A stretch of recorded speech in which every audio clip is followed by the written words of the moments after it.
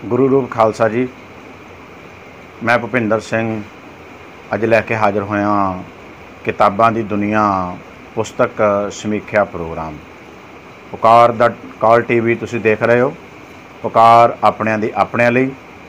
ते आओ आपां फतेह बुलाइए, प्रोग्राम का आगाज़ करिए।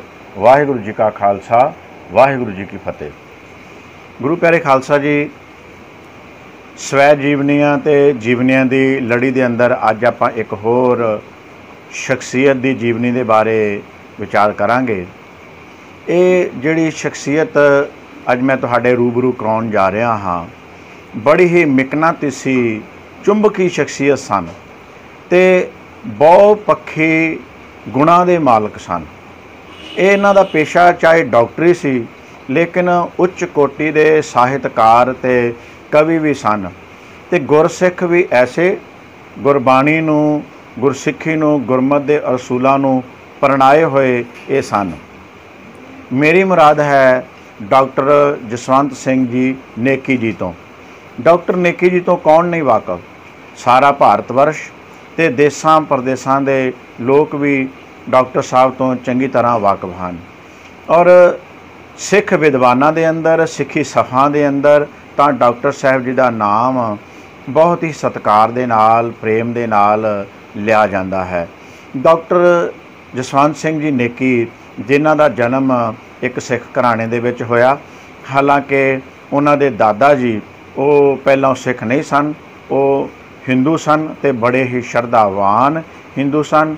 एक श्रद्धालु हिंदू होया सारे वो कार्य करते सन जो आम हिंदू करते हैं, वर्त रखते सन, तीर्थां दे उत्ते जाते सन अते धार्मिक पुस्तकां दा पाठ करते सन। बहुत ही वो पढ़े लिखे सन ते चंगा ਸਾਹਿਤ, चंगियां कवितावां पढ़ना उन्हां दे मन का शौक सी। ते ऐसे एक श्रद्धावान हिंदू का सिख सजना भी एक बड़ी स्वादली घटना है जो डॉक्टर साहब जी ने इस किताब के अखीर दे विच दिती है कि साडा घराना सिख किवें सजिया। ये जरूर तुसीं लैके पढ़ना।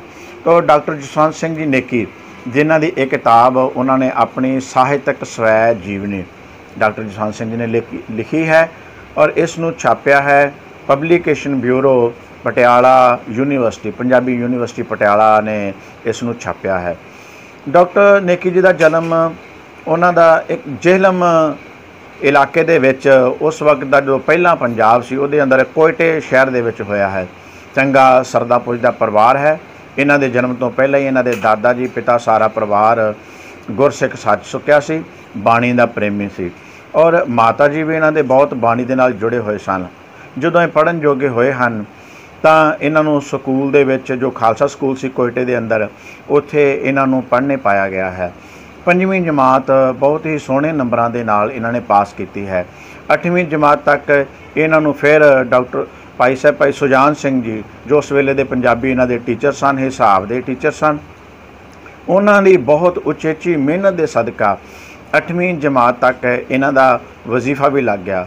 10वीं जमात भी इन्हां ने सारे इलाके दे विचों फस्ट डिवीज़न दे नाल पास की और उदों तक ये चंगियां कवितावां भी रचन लग गए सन। और मैं दसदा जावां डॉक्टर नेकी जी जिथे पंजाबी दे चंगे सोहणे विद्वान सन, पंजाबी दी वारतक कवितावां आदिक वो लिखते सन, उत्थे नाल दी नाल ब्रज भाषा विच भी उन्होंने चंगा ज्ञान सी, कवितावां लिखते सन। उर्दू फारसी दे विच भी अच्छी महारत सी ते अंग्रेजी विच भी धुरंधर विद्वान कलम दे धनी डॉक्टर साहब जी सन। तो इतनियां भाषावां जानते सन डॉक्टर जसवंत सिंह जी नेकी। 10वीं क्लास तक आउंदियां एक सोहणियां कवितावां रचन लग गए, चंगे नंबर भी आ गए ते उदों इन्हां ने अपने आप नूं ਸਾਹਿਤਕਾਰ ते कवि बनना तसव्वुर कर लिया सी। पर इन्हां दे पिता जी अपने मित्र, एक अंग्रेज मित्र से, उन्हां दे डॉक्टर सन, अखां दे सर्जन, उन्हां दे कोल इन्हां नूं लै गए ते उन्हां ने डॉक्टर साहब की इन्हां दी सलाह पूछी कि दसो जसवंत सिंह तुसीं की बनना चाहुंदे हो। इन्हां ने अपने मन की मर्जी दसी कि मैं कवि बनना चाहुंदा हाँ। तो वो कहण लगे नहीं, जिन्नी अच्छी तेरी पढ़ाई है, जिन्नी अच्छी तेरी लियाकत है, जिन्ने वधिया तेरे इम्तिहान चों नंबर हैं, तू डॉक्टर बन। डॉक्टर हुंदियां होयां भी तू ਸਾਹਿਤਕਾਰ बन सकदा है। तो इन्हां दे पिता जी ते वो डॉक्टर साहब की सलाह दे नाल इन्हां ने डॉक्टरी करनी लोच लई।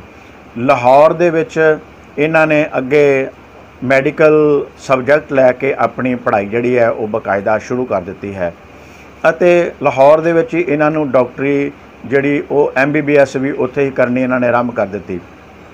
ਇਸ ਦੇ ਦੌਰਾਨ ਹੀ ਉਹ ਲਾਹੌਰ ਦੇ ਅੰਦਰ, ਕਿਉਂਕਿ ਬਹੁਤ ਸਾਰਾ ਉਸ ਵੇਲੇ ਸਿੱਖੀ ਮਾਹੌਲ ਸੀ, ਲਾਹੌਰ ਸ਼ਹਿਰ ਦੇ ਅੰਦਰ ਚੰਗੇ ਚੰਗੇ ਗੁਰਸਿੱਖ ਰਹਿੰਦੇ ਸਨ ਅਤੇ ਲਾਹੌਰ ਯੂਨੀਵਰਸਿਟੀ ਵਿੱਚ, ਲਾਹੌਰ ਦੇ ਕਾਲਜਾਂ ਵਿੱਚ ਵੀ ਗੁਰਸਿੱਖ ਜਿਹੜੇ ਵਿਦਿਆਰਥੀ ਸਨ ਉਹਨਾਂ ਦੀ ਭਰਮਾਰ ਸੀ ਅਤੇ ਐਸੇ ਹੀ ਗੁਰਸਿੱਖਾਂ ਦੇ ਦੋਸਤਾਂ ਮਿੱਤਰਾਂ ਦੇ ਕਹਿਣ 'ਤੇ ਇਹ ਸਿੱਖ ਸਟੂਡੈਂਟ ਫੈਡਰੇਸ਼ਨ ਦੇ ਵਿੱਚ ਇਹ ਕਾਰਗਾਰ ਹੋ ਗਏ। ਉਹਦੇ ਵਿੱਚ ਕੌਮ ਦੇ ਵਾਸਤੇ ਕੰਮ ਕਰਨ ਲੱਗੇ, ਇਤਨਾ ਕੁ ਕੌਮ ਦੇ ਵਾਸਤੇ ਕੰਮ ਕਰਨ ਲੱਗੇ। ਫੈਡਰੇਸ਼ਨ ਦੇ, ਕੌਮ ਦੇ ਗੁਰਸਿੱਖ ਵਿਦਿਆਰਥੀਆਂ ਦੇ ਅੰਦਰ ਧਰਮ ਦੀ ਜਿਣਗ ਜਗਾਈ ਰੱਖਣ ਲਈ ਅਤੇ ਜਿਹੜੇ ਧਰਮ ਤੋਂ ਦੂਰ ਜਾ ਰਹੇ ਨੇ ਉਹਨਾਂ ਨੂੰ ਜੋੜਨ ਦੇ ਵਾਸਤੇ ਇਤਨੇ ਤਤਪਰ ਹੋ ਗਏ ਕਿ ਇਹਨਾਂ ਦੀ ਡਾਕਟਰੀ ਦੀ ਆਪਣੀ ਪੜ੍ਹਾਈ ਵੀ ਜਿਹੜੀ ਥੋੜ੍ਹੀ ਪ੍ਰਭਾਵਿਤ ਹੋਣ ਲੱਗੀ। ਇਸੇ ਦੇ ਦੌਰਾਨ ਹੀ 1947 ਵਾਲਾ ਜਿਹੜਾ ਸੀ ਉਹ ਬਟਵਾਰਾ, ਵੰਡ ਪੰਜਾਬ ਦੀ ਉਹ ਵਾਪਰ ਗਈ, ਦੇਸ਼ ਆਜ਼ਾਦ ਹੋ ਗਿਆ। ਇਹ ਲਾਹੌਰ ਸਨ। ਲਾਹੌਰ ਤੋਂ ਇਹ ਕਿਸੇ ਨਾ ਕਿਸੇ ਤਰੀਕੇ ਨਾਲ ਆਪਣੇ ਦੋਸਤ ਦੀ ਕਾਰ ਵਿੱਚ ਬੈਠ ਕੇ ਅੰਮ੍ਰਿਤਸਰ ਸਹਿ ਕੇ ਆ ਗਏ।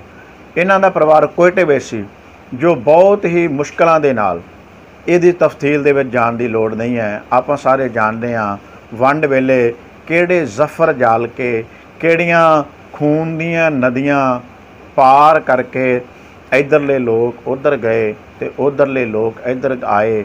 ਕੱਟ ਵੱਢ ਸਾਰਿਆਂ ਨੇ ਦੇਖੀ, ਦੁੱਖਾਂ ਤਕਲੀਫਾਂ ਨੂੰ ਝੱਲਿਆ, ਘਰ ਬਾਹਰ ਲੁਟਾਏ, ਆਪਣੇ ਜਾਨਾਂ ਤੋਂ ਪਿਆਰੇ ਕਈ ਜੀਆਂ ਨੂੰ ਗਵਾ ਲਿਆ, ਧੀਆਂ ਦੀਆਂ ਪੱਤਾਂ ਰੁਲੀਆਂ, ਇਹ ਸਾਰਾ ਕੁਝ ਹੋਇਆ।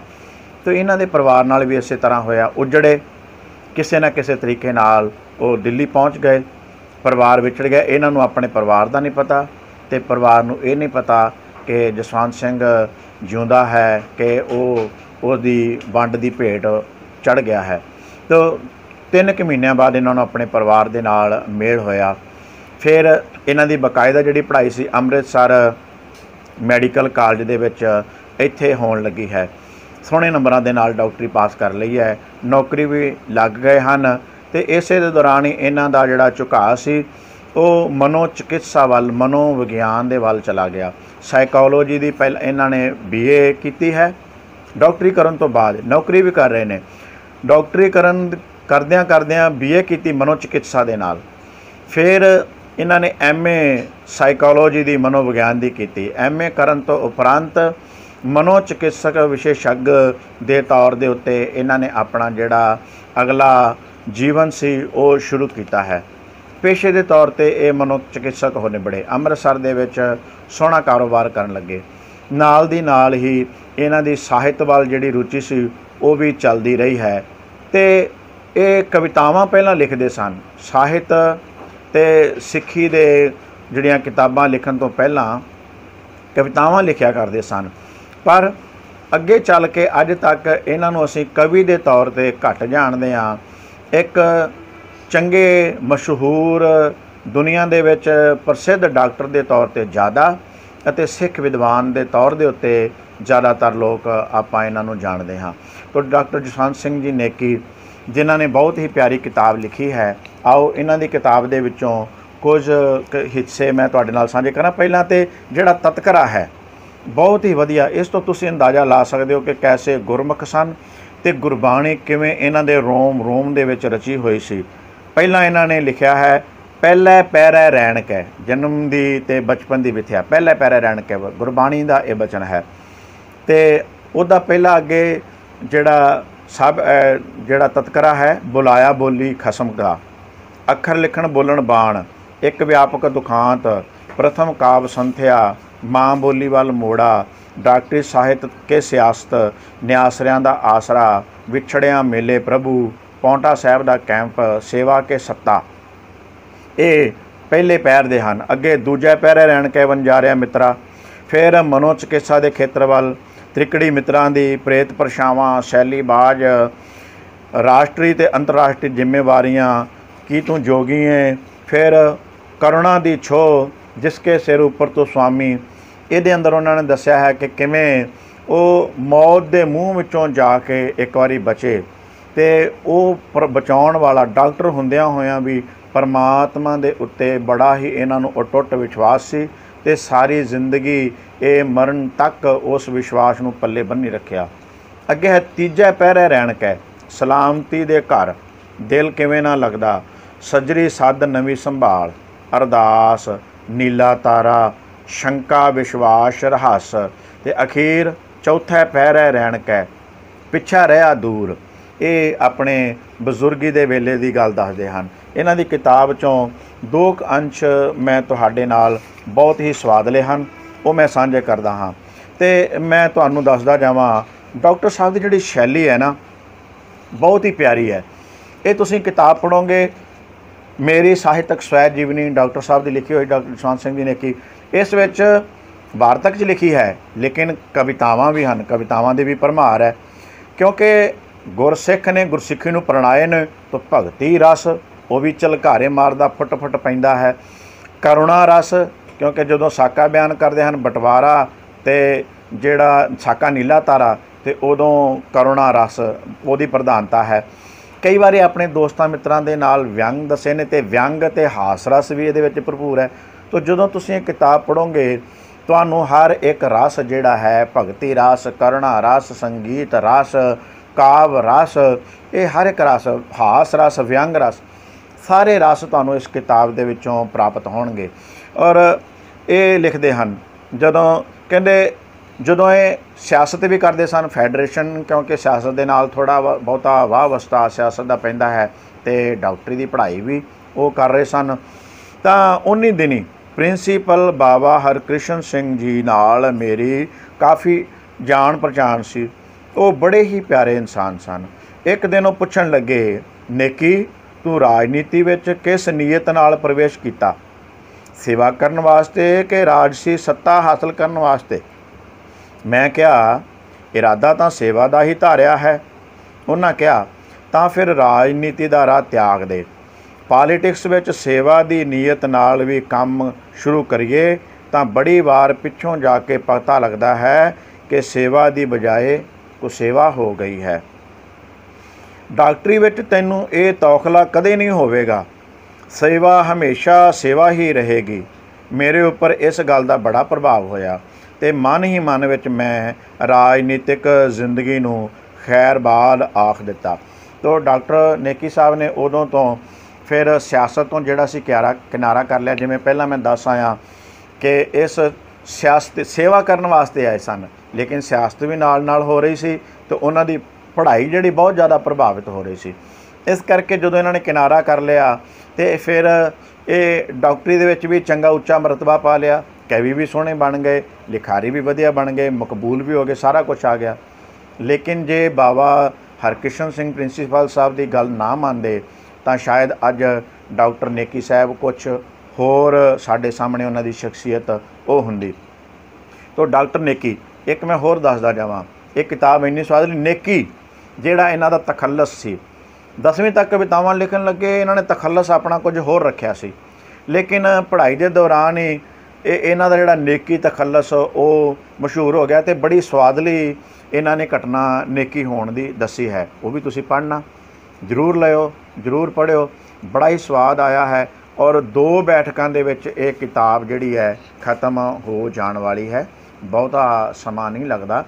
एक किताब नूं लो, मेरी साहित्यक स्वै जीवनी, डॉक्टर जसवंत सिंह जी नेकी द्वारा अपनी स्वै जीवनी लिखी गई है और इस नूं छापिया है publication bureau Punjabi university Patiala वालियां ने।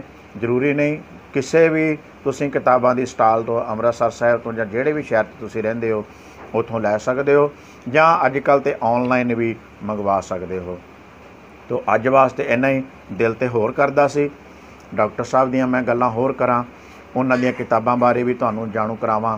बहुत सारियां बड़ियां अरदास, मैं अरदास दी भी समीक्षा कीती सी कुछ समा पहलां इसे ही चैनल दे उत्ते, ते बहुत ही प्यारी किताब है। अंग्रेजी विच भी इन्हां ने लिखिया है, पंजाबी विच भी लिखिया है, तो वो सारियां किताबां भी पढ़ो, ये भी पढ़ो, तो बहुत ही स्वादली है। बड़ा ही मन करता है जदों आपां इहो जिहियां साहित्यक किताबां पढ़दे हो। आप पढ़ो, बच्चों नूं पढ़ाओ, बड़ा ही चंगा लगेगा आप जी नूं डॉक्टर साहब की जीवनी जान के। तो अज दे एपीसोड वास्ते इन्ना ही प्रवान करो। अगले हफ्ते ਫਿਰ ਲੈ ਕੇ ਹਾਜ਼ਰ ਹੋਵਾਂਗਾ। ਕਿਤਾਬਾਂ ਦੀ ਦੁਨੀਆ। ਵਾਹਿਗੁਰੂ ਜੀ ਕਾ ਖਾਲਸਾ, ਵਾਹਿਗੁਰੂ ਜੀ ਕੀ ਫਤਿਹ।